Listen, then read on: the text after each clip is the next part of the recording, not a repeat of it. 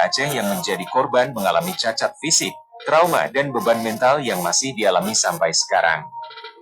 Sebelum lebih tajam Mimin mengupas tentang tragedi Jambo Kepok, tekan dulu tombol subscribe dan notifikasi loncengnya agar kamu gak ketinggalan.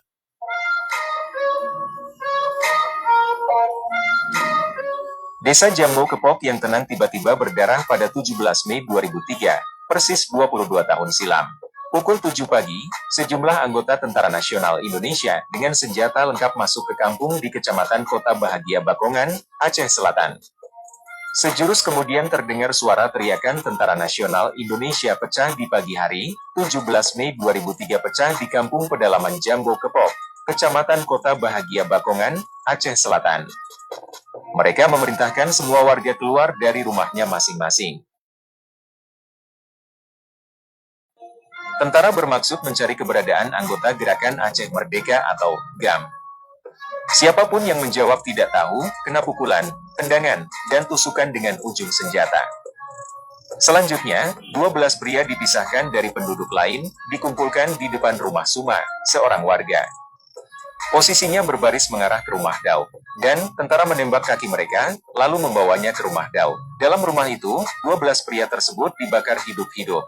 Tiada seorang pun selamat. Adegan ini bukanlah cuplikan film. Ini kejadian nyata yang kini dikenal peristiwa Jambo Kepok. Pembantaian rakyat sipil ini terjadi 2 hari menjelang darurat militer mulai diterapkan di Aceh sejak 19 Mei 2003. Konflik Aceh meletus dari 4 Desember 1976 dan berakhir damai pada 15 Agustus 2005. Peristiwa Jambo Kepok dipicu informasi dari cuak atau informan ke anggota TNI bahwa pada 2001 hingga 2002 desa itu jadi basis GAM. Aparat menindaklanjuti kabar itu dengan menyisir kampung.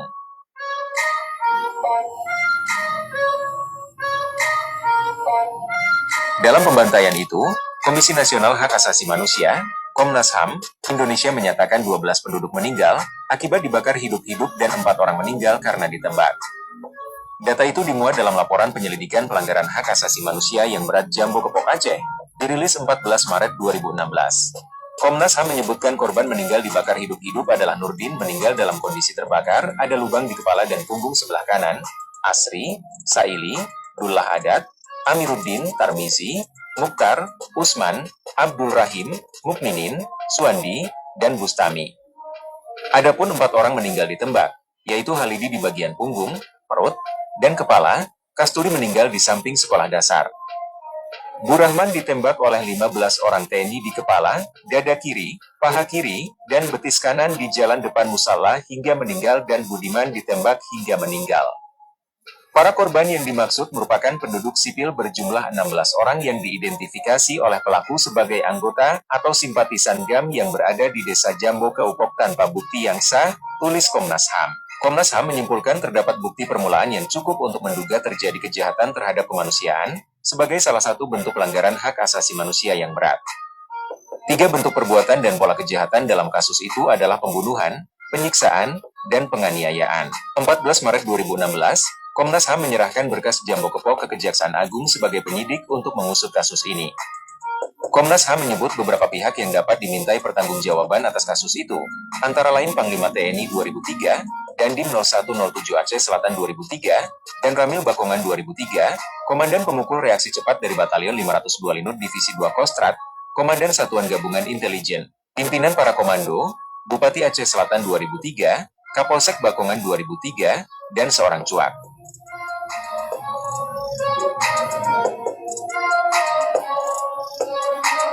Ulasan tadi adalah sekilas gambaran kisah penyiksaan aparat militer terhadap warga sipil di desa Jambo Kepok.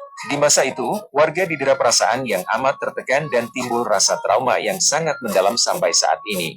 Apalagi kasus pelanggaran HAM berat di Jambo Kepok tidak ada kejelasan atau penyelesaian dari pihak pemerintah pusat. Sampai sekarang masih di luar proses hukum atau extrajudicial killing. Perbuatan keji ini seakan tampak dianggap sepele dan merupakan tindakan yang wajar terjadi di daerah konflik. Padahal, kasus-kasus pelanggaran HAM berat ini sudah diatur dalam Undang-Undang Republik Indonesia Nomor 39 Tahun 1999 tentang Hak Asasi Manusia. Lantas untuk apa peraturan ini dibuat tetapi faktanya tidak terrealisasikan pada kasus-kasus pelanggaran HAM berat? Buktinya, banyak kasus-kasus pelanggaran HAM berat yang masih tak terselesaikan bahkan diabaikan begitu saja. Padahal juga ada Undang-Undang Nomor 26 Tahun 2000 tentang Pengadilan Hak Asasi Manusia yang memberikan landasan hukum dalam menyelesaikan pelanggaran HAM berat. Namun kasus ini belum pernah menuju ke tahap pengadilan. Peristiwa berdarah di Jambo Kepok juga diingat karena terjadi 2 hari sebelum disahkannya Kepres Nomor 18 Tahun 2003 pada 19 Mei 2003 pukul 00 WIB oleh Presiden Republik Indonesia masa itu, Megawati Soekarno Putri.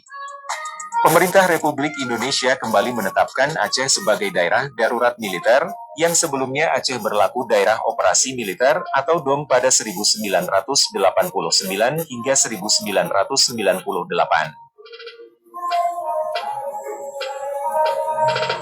Dengan pikiran yang jernih dan hati yang tulus, saya sebagai Kepala Negara Republik Indonesia mengakui bahwa pelanggaran hak asasi manusia yang berat memang terjadi di berbagai peristiwa.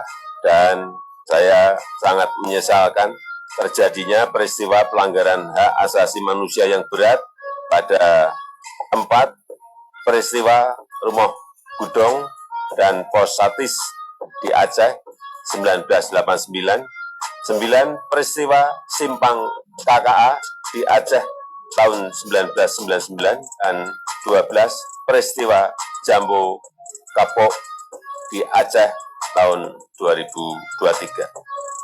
Dalam rapat kerja dengan Komisi 3, Dewan Perwakilan Rakyat Republik Indonesia pada 16 Januari 2020, Jaksa Agung ST Burhanuddin menyebutkan berkas Jambo Kepok sudah dikembalikan ke penyelidik atau Komnas HAM. Berkas disebut belum lengkap. Tim penyelesaian non-yudisial pelanggaran HAM berat yang dibentuk berdasarkan Kepres Nomor 17 Tahun 2022, kemudian mengangkat kembali kasus tersebut. Negara kemudian mengakui telah terjadi pelanggaran HAM berat di Jambo Kepok, bersama 11 kasus lainnya di Indonesia. Saya telah membaca dengan saksama laporan dari tim penyelesaian non-yudisial pelanggaran HAM berat yang dibentuk berdasarkan Kepres Nomor 17 Tahun 2022. Dengan pikiran yang jernih dan hati yang tulus, saya sebagai Kepala Negara Republik Indonesia mengakui bahwa pelanggaran hak asasi manusia yang berat memang terjadi di berbagai peristiwa. Dan saya sangat menyesalkan terjadinya peristiwa pelanggaran HAM berat pada yang pertama, kata Jokowi di Istana Kepresidenan, Jakarta, Rabu 11 Januari 2023.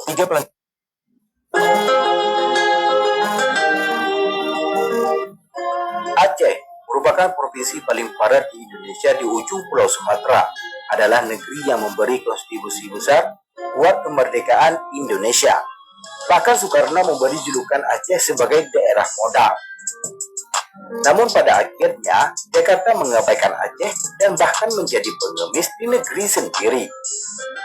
Berbagai upaya menuntut haknya yang tak dipenuhi, maka ketika itu bangkitlah para tokoh Aceh untuk mulai dari Darul Islam atau Tentara Islam Indonesia yang disingkat dengan DITII yang dipimpin oleh Tengku Daud Perei, hingga belakangan muncul pergerakan yang dipimpin Tengku Muhammad Hasan di Tiro yang disebut Aceh Merdeka atau AM, yang kemudian dilabeli dengan gerakan Aceh Merdeka atau GAM.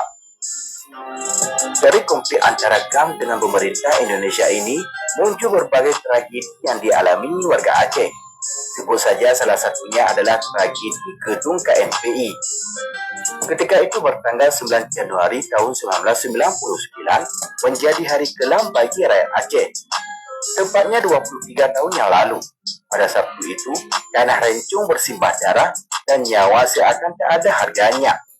Kini orang-orang mengingatnya dengan tragedi Gedung KMPI. Lantas bagaimana kisah selanjutnya? Berikut kisahnya yang kami rangkum dari kumparan.com, media Aceh kini. Sebelum lebih jauh kita mengupasnya, tekan dulu subscribe, like, dan share agar sejarah Aceh lebih terpandang di mata dunia.